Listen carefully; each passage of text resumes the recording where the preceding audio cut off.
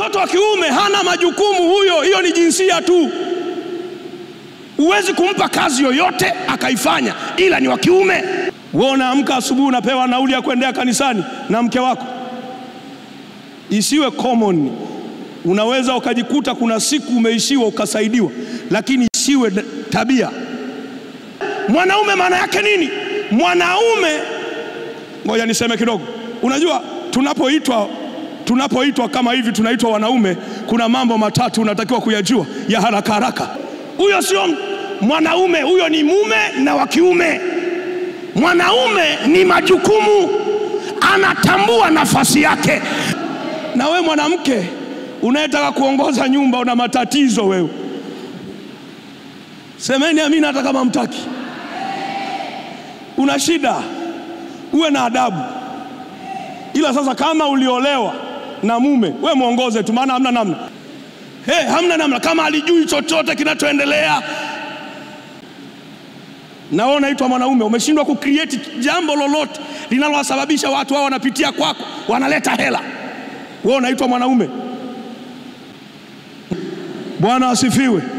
Asili ya mwanaume ni mamlaka za kiungu ndani mwake zinazobeba majukumu.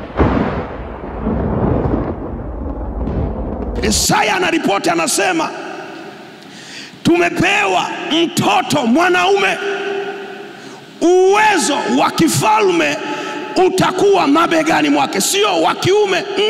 Watoto wanaozaliwa wa kawaida huwa ni wa kiume, ila mtoto tuliopewa ni mwanaume. Mwanaume maana yake nini? Mwanaume, ngoja niseme kidogo. Unajua tunapoitwa kama hivi tunaitwa wanaume, kuna mambo matatu unatakiwa kuyajua ya haraka haraka.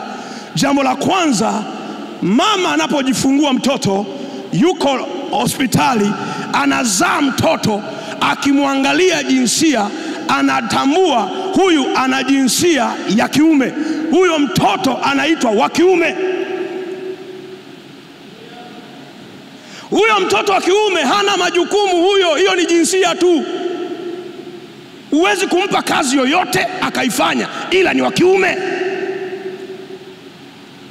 Akikua kidogo, akaongezeka, akatangaza, akasema sasa naoa, tunapata sifa ya pili, anaitwa mume. Maana anayeolewa ataita huyu ni mume wangu. Kwa hiyo mwanaume anapata sifa ya pili, mume. Lakini tunapozungumza mwanaume, tunazungumza ni yule aliyezaliwa wa kiume, akawa ameoa, alafu sasa yeye ni baba wa majukumu, ni mfalme ndani ya nyumba yake, anabeba majukumu. Sio yule, sio wanaojiozesha hawa.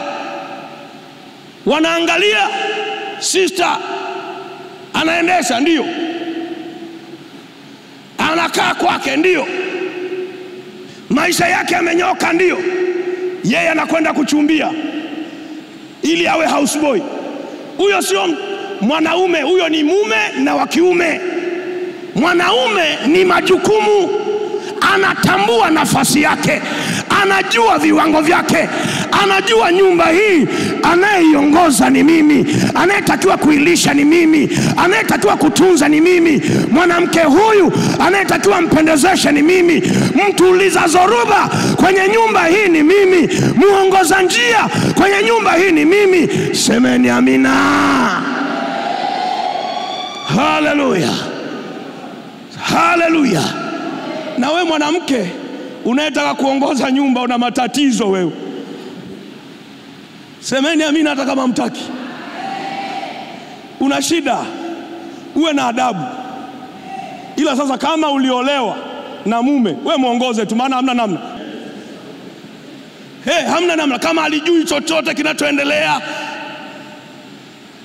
Unakaa Dar es Salaam ina watu zaidi ya milioni 10 Bongo, alafu huna cha kufanya. Yani hata watu 50 au 20 haujawateka, wao wanapitia kwako kukuletea hela.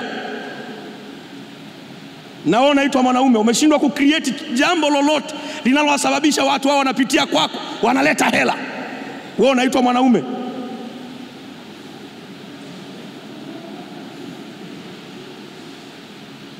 Wewe unaamka asubuhi unapewa nauli ya kuendea kanisani na mke wako. Isiwe common. Unaweza ukajikuta kuna siku umeishiwa ukasaidiwa, lakini isiwe tabia. Mwisho wa mwezi unapofunga unashangaa unaanza kuchanua. Unafurahia mishahara ya watu wengine. Na una bahati wewe. Na hiyo si ni bahati ama ni hasara. Bwana asifiwe. Bwana asifiwe. Asili ya mwanaume ni mamlaka za kiungu ndani mwake zinazobeba majukumu. Semeni amina. Semeni amina. Sio unamaliza miezi mitatu wewe mwanaume unamaliza miezi mitatu mke wako hana nguo mpya. Atakumbuka vipi kama wewe upo? Umejaza mboga za majani, unajitia moyo kwamba unajua hizi ndio mboga zenye afya. Umejaza kwenye friji mboga za majani.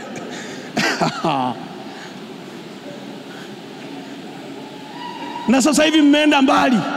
Yaani wanaume mnatafuta milonge. Yaani umejaza ndani nyumba inanuka milonge mwanzo mwisho. Hivi wewe ni wa kibibilia? Wewe ni mwanaume wa kibibilia? Subiri muda si mrefu nitaanza kuongea hapa. Wewe ni wa kibibilia? Kweli kwenye meza ya Ibrahimu kulikuwa na mboga za majani?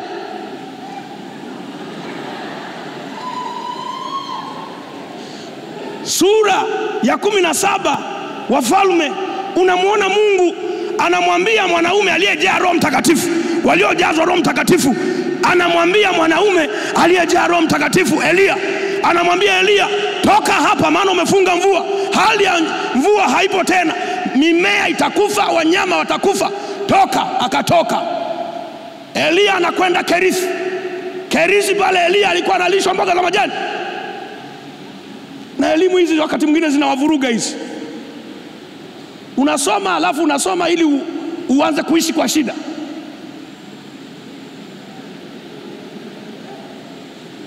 Wewe ni mtu wa imani. Biblia, kwenye Biblia wewe wasome. Soma Biblia vizuri. Unajua wewe unafanya research hata mambo mengine ya kawaida. Unaangalia walikuwa wanakula nini. Sio unakuwa mwanaume alafu unatunywesha asubuhi chai ya mlonge, alafu mchana tena mlonge, na jioni mlonge. Kuku hatuzioni. Unasema hii ndio afya, unajua tunatunza afya.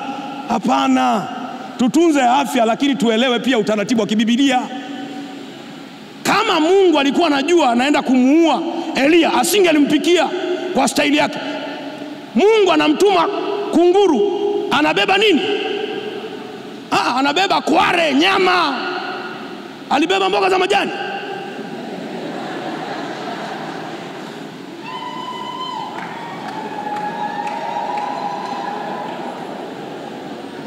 Bwana asifiwe. Haleluya. Hivyo ni vyakula vinavyopikiwa wapi? Tujibu basi, vinapikiwa wapi? Elia alikula chakula kinachopikwa mbinguni. Wewe hujaelewa? Ibrahimu anaweka chakula pale. Wewe mwanaume unafika mahali unakagua friji. Mboga za majani zimebaki kiasi gani? Kwa nini leo umepika kilo 2 za mchele? Wewe mwanaume wewe. Chakula kikibaki unajua hii ni uharibifu wa fedha. Namna hii haiendi hivi. Mnaharibu. Hizi ni tofali ngapi? Unafananisha mchele na tofali.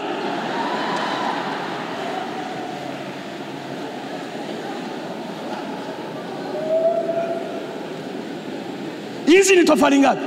Unalalamika chakula kimebaki kingi, kimelala. Wewe usomi Biblia? Biblia unatembea nayo, alafu unaisoma maandiko mengine unaruka.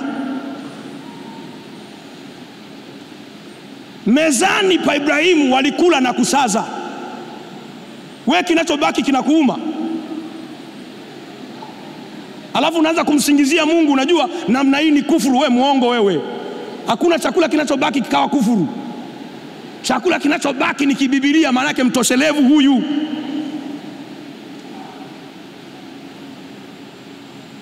wewe mke anavaa nguo yako, si leo ni CMF? Si nimefikaje huku? Mke anavaa nguo yako ulioinunua wewe, paka pale kuna tukio zito linalohusisha aibu, ndio naona hakuna namna hapa, inabidi tu twende Kariakoo. Na Kariakoo unapita maduka yale ambayo frame zake zinafanana na tabia zako. Bwana asifiwe. Punga mkono namna hii. Asili ya mwanadamu sio mtu wa kawaida. Mungu alimbarikia